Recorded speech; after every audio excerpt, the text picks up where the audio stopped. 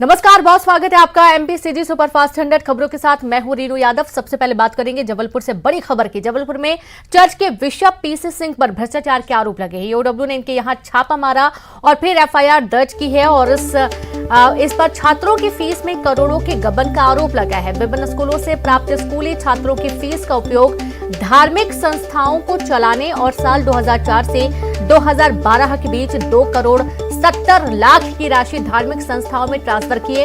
आपको बता दें कि बिशप पर फर्जी दस्तावेजों के जरिए सोसाइटी का नाम बदलने के आरोप है और फिर इस गबन को अंजाम दिया गया। The board of education church north India डायोसिस के पीसी सिंह बिशप हैं।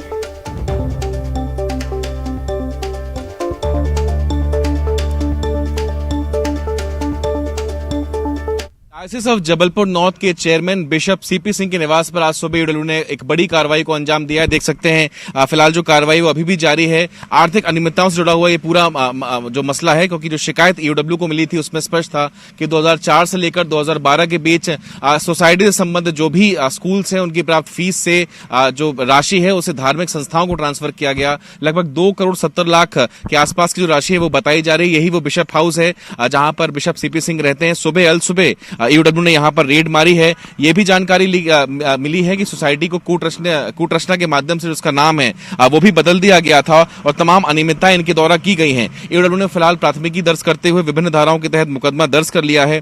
बिशप ने साल 2004 से लेकर 2012 के बीच करीब 2 करोड़ 70 लाख की राशि जो है वो धार्मिक संस्थाओं में ट्रांसफर करी है।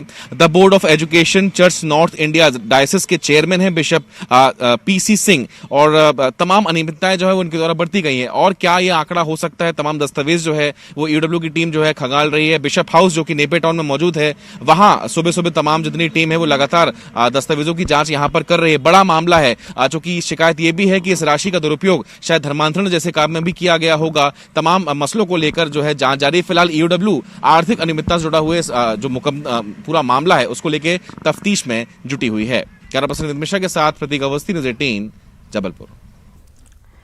अगली खबर, बिशप के यहां ईओडब्ल्यू के छापे को लेकर बीजेपी प्रदेश अध्यक्ष पीडी शर्मा ने निशाना साधा। उन्होंने कहा कि जबलपुर में इससे पहले भी प्रश्न खड़े हो चुके हैं। एमपी के कई और जगह ऐसी हैं जहां जबलपुर जैसे मामले हैं। मिशनरी को जिस उद्देश्य के लिए जमीन मिली थी उनका सही उपयोग नहीं हो रहा। जांच में कई और खुलासे हो सकते हैं। देखिए, ये एक छापा है और एक इस प्रकार का प्रकरण सामने आया है और मुझे ऐसा लगता है कि ये प्रकरण आज नहीं, मुझे ध्यान में है हम लोग जब विद्यार्थी परिषद का काम करते थे तब भी जबलपुर जैसी जगह पर इस प्रकार की बातों के बारे में प्रश्न खड़े हुए थे। और एक जबलपुर नहीं, ऐसे और भी मध्य प्रदेश के अंदर और देश के अंदर ऐसे हिस्से हैं जहां इस प्रकार की चीजें होती है। मैं तो ये कहना चाहता हूं कि कई स्थानों पर मध्य प्रदेश के अंदर जो इस प्रकार के किस उद्देश्य के लिए लोगों को जमीनें मिली, किस उद्देश्य के लिए, एजुकेशन के लिए, इंस्टीट्यूशन के लिए उनको ये चीजें दी गई, चाहे कभी भी दी गई हो, अंग्रेजों के बाद से या बाद में भी दी गई हो किन्हीं सरकारों के द्वारा, लेकिन आज वो किस दिशा में किन प्रयोजनों के लिए उनका उपयोग कर रहे हैं, ये भी एक बड़ा प्रश्न है कि आज क्या कमर्शियल उपयोग होना शुरू हुआ है। आज क्या उन जमीनों को जो एजुकेशन के पर्पज के लिए मिली थी, ये भी जांच होनी चाहिए। क्या उन जमीनों का एक्चुअल एजुकेशन के पर्पज के लिए यूज हो रहा है, क्या उन्होंने इधर उधर से गुणा भाग करके और उन सारी जमीनों को उन्होंने बेच खाया। तो सुना आपने। ज्यादा जानकारी के साथ संवाददाता प्रतीक अवस्थी जुड़ गए हैं, उनसे भी बात करेंगे। और आप ये देखिए कि बिशप पीसी सिंह पर ईओडब्ल्यू ने एफआईआर दर्ज कर ली है और ईओडब्ल्यू ने इनके यहां से छापा मारा और फिर एफआईआर दर्ज की है। छात्रों की फीस में करोड़ों के गबन का आरोप है। एक बात और बता दें कि फीस का जो उपयोग है, जो स्कूलों से फीस मिलती है, उसका उपयोग धार्मिक संस्थाओं को चलाने के काम किया जाता है। साल 2004 से 2014 के बीच 2 करोड़ 70 लाख की राशि धार्मिक संस्थाओं में ट्रांसफर की गई है। बिशप पर फर्जी दस्तावेजों के जरिए सोसाइटी का नाम बदलने का भी आरोप है। और ज्यादा जानकारी के साथ संवाददाता प्रतीक अवस्थी जबलपुर से और शरद भोपाल से लाइव जुड़ गए हैं। तो सबसे पहले तो प्रतीक, आपके पास आते हैं। ईओडब्ल्यू ने एफआईआर तो दर्ज कर ली है, कई सारे आरोप हैं, जैसा कि सोसाइटी का नाम बदलने के भी आरोप है, स्कूलों से जो फीस मिली उस राशि का गबन किया गया, धार्मिक संस्थाओं में लगाया गया। जी देखिए, बिल्कुल, चूंकि जिस पद पर वो हैं उससे संबद्धता कई बड़े स्कूलों की है, चाहे वो मध्य प्रदेश के हों, उत्तर प्रदेश के हों या राजस्थान के हों। एक बड़ा पद होता है और जो सोसाइटी की वो चेयरमैन, उनके अंतर्गत बड़े नामी ग्रामी स्कूल हैं जहां शायद बड़े घरानों के बच्चे पढ़ते हैं और जिनकी फीस भी बहुत मोटी होती है। बहरहाल जो तथ्य सामने अब तक आए हैं, करोड़ों रुपए की राशि, तकरीबन 1.5 करोड़ से अधिक की राशि निवास से बरामद हुई है। इसका फाइनल वैल्यूएशन आना बाकी है, चूंकि कार्यालय में अकाउंट सेक्शन है वो अभी खुला है, उसकी गिनती फिर शुरू हो गई है। 1 से 1.5 घंटे बाद फाइनल वैल्यूएशन जो है नकदी का वो हमारे सामने आ जाएगा और ईओडब्ल्यू इसकी आधिकारिक जानकारी देगा। जो फॉरेन करेंसी मिली है रीनू, उसको लेकर के भी रोचक तथ्य है कि आखिर इतनी बड़ी मात्रा में फॉरेन करेंसी कहां से आई। संभवतः चूंकि ये जांच के दायरे के बाहर है ईओडब्ल्यू के, तो संभवतः कोई नई जांच एजेंसी या जो बड़ी जांच एजेंसी है वो भी इस केस में इन्वॉल्व हो सकती है फॉरेन करेंसी मिलने पर।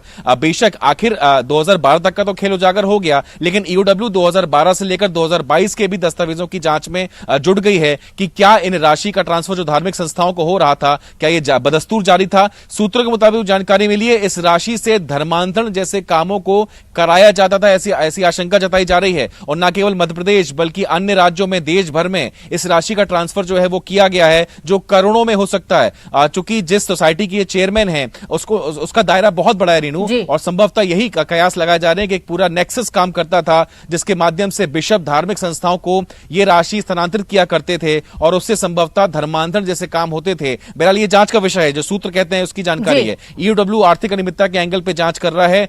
करोड़ों की राशि मिल चुकी है, फॉरेन करेंसी का अपडेट भी जल्दी हमको देंगे। और साथियों, प्रतीक, एक सवाल और है कि ये जो पूरा मामला है, राशि गबन करने का मामला, धार्मिक संस्थाओं को पहुंचाने का, ये कब का मामला एग्जैक्ट तौर पर सामने आया है?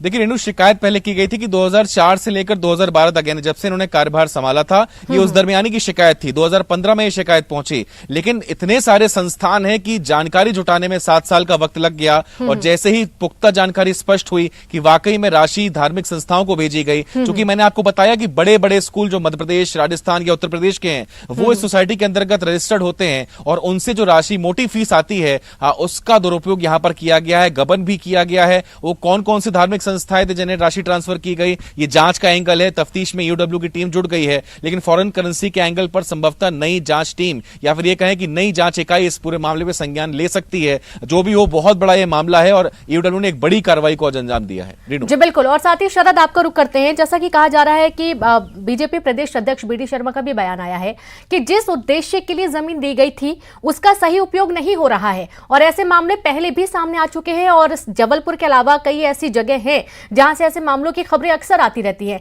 धर्मांतरण के मुद्दा भी समय समय पर उठता रहता है।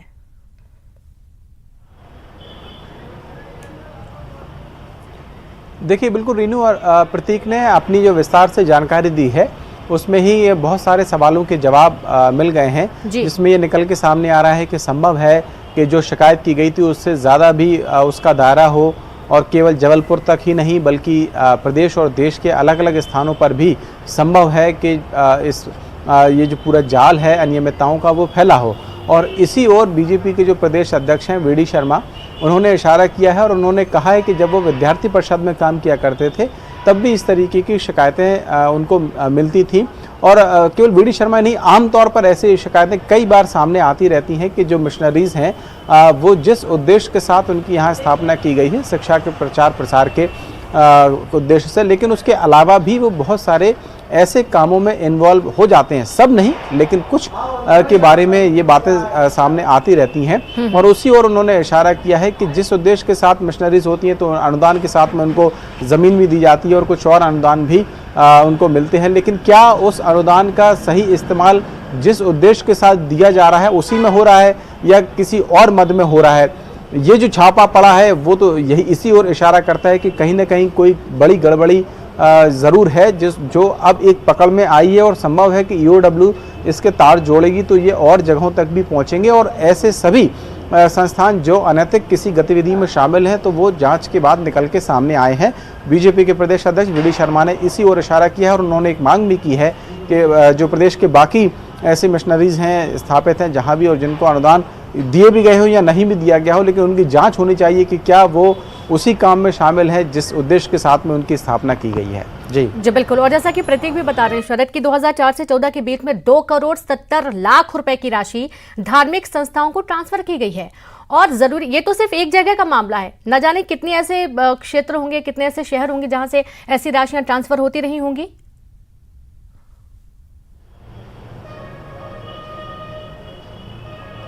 बिल्कुल, देखिए ये जांच का विषय है।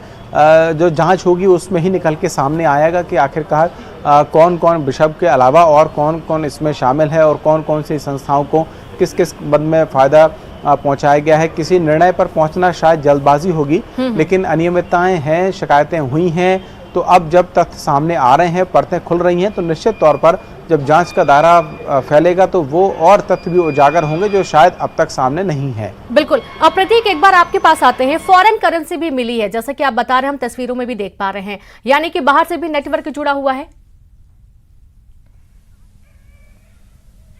देखिए बिल्कुल, क्योंकि अभी हाल ही में हम ईओडब्ल्यू ऑफिस में ही थे रेनू, और यहाँ जो पुलिस अधीक्षक महोदय हैं, जो कि उन्होंने बताया कि उनका दायरा आर्थिक अनियमितताओं तक ही सीमित है, लेकिन जिस प्रकार से इस पूरे घोटाले की तस्वीर सी दिख रही है, जो झलक दिखी है अभी तक, वो कहीं ना कहीं मांग करती है कि राष्ट्रीय एजेंसी, सदी की कोई एजेंसी इस पूरे मामले पर शायद संज्ञान ले तो और बेहतर होगा, क्योंकि अंतर्राज्यीय रूप से पैसों का ट्रांसफर हो सकता है, संभव हो। बहरहाल जांच अभी चल रही है। फॉरेन करेंसी इतनी बड़ी मात्रा में मिली तो आखिर ये कहां से आई? बेशक इसमें किसी राष्ट्रीय एजेंसी का अगर दखल हो तो संभवतः और बड़ा खुलासा होने की उम्मीद है। जो भी हो, फिलहाल वैल्यूएशन अभी जो पूरी जो नकदी मिली है, अभी घर की ही जांच हुई है, तकरीबन 1.5 करोड़ की राशि मिली है। कार्यालय में आखिर कितनी नकदी रखी हुई है, क्या वहां भी फॉरेन करेंसी का एक समावेश या भंडारण किया गया है, कुछ ही देर में बाद ये भी स्पष्ट हो जाएगा, और उसके बाद हम इन कंक्लूजन में पहुंचेंगे आखिर कितनी अकूट संपदा घर पे और कार्यालय में थी और कहां-कहां इसका जाल फैला हुआ है। जी बिल्कुल। प्रतीक और शरद, आप दोनों का बहुत शुक्रिया तमाम जानकारी साझा करने के लिए। तो आप ये देखिए कि देश भर में बिशप पर कुल 99 एफआईआर दर्ज हैं।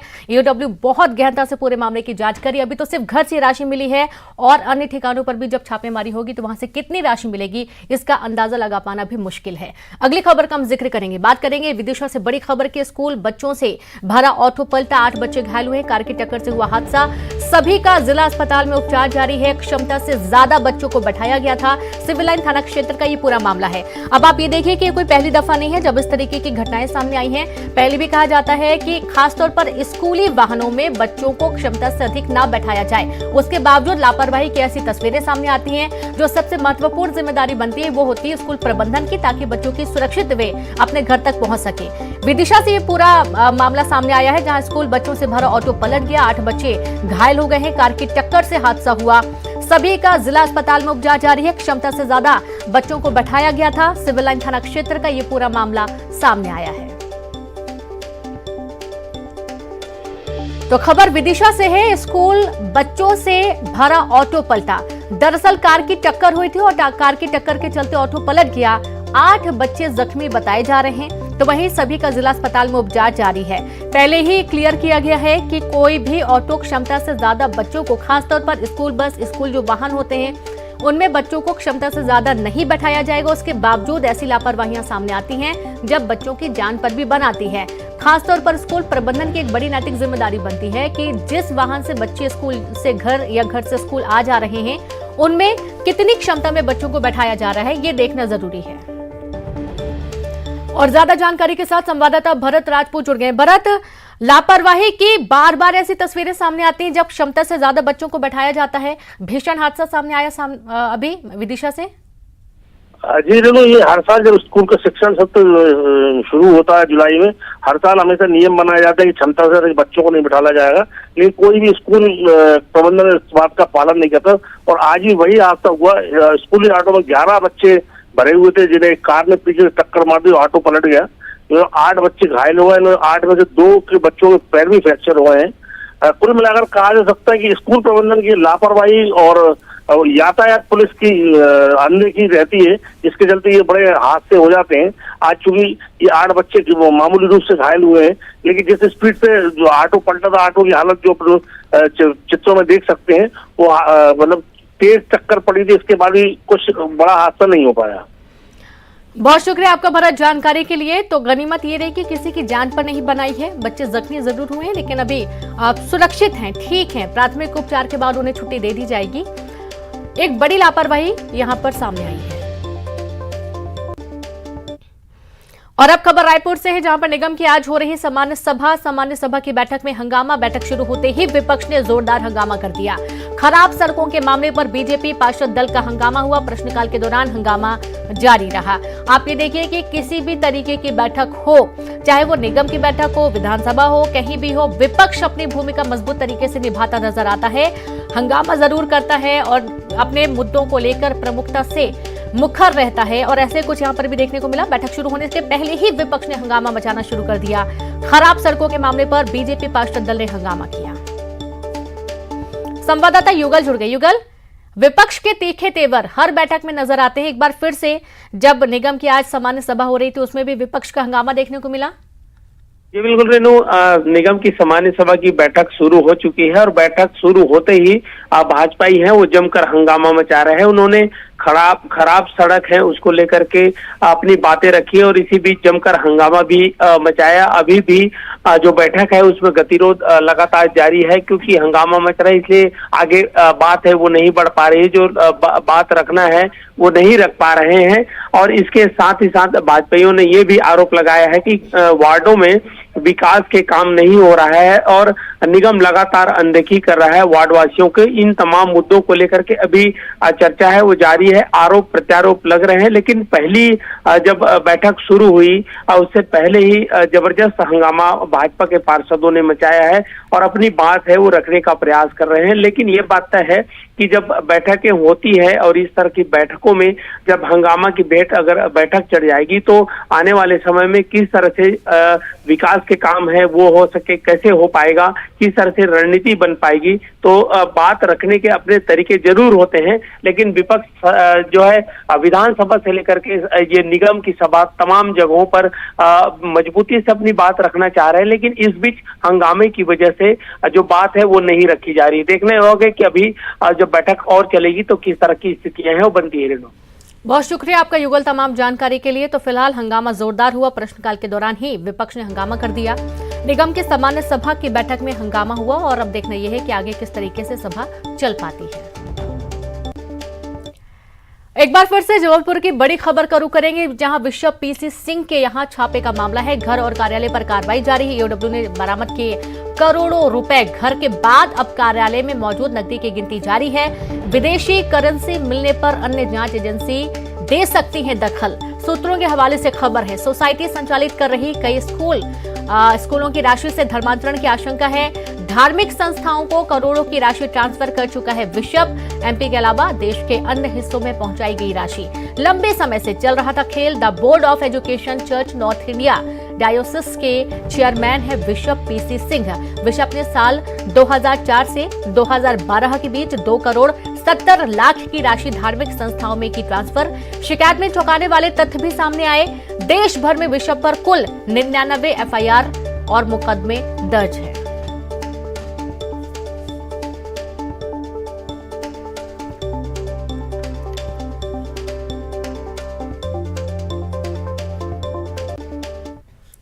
और अब कोरबा से बड़ी खबर, लापता युवती के घर पहुंची महिला आयोग की टीम। कुसमुंडा थाना इलाके से लापता हुई है युवती। महिला आयोग ने लापता युवती का लिया संज्ञान। सदस्य अर्चना उपाध्याय ने ली परिजनों से जानकारी। बातचीत में परिजनों ने किया खुलासा। लापता युवती करती थी बिहार के युवक से बातचीत।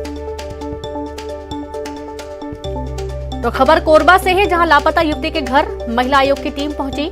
कुसमुंडा थाना इलाके से लापता हुई है युवती।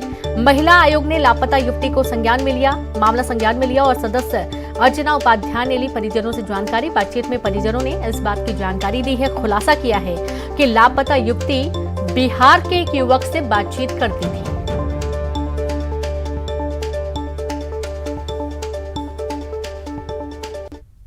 और चलिए अब रुक करेंगे एमपीसीजी सुपरफास्ट 100 खबरों का। जबलपुर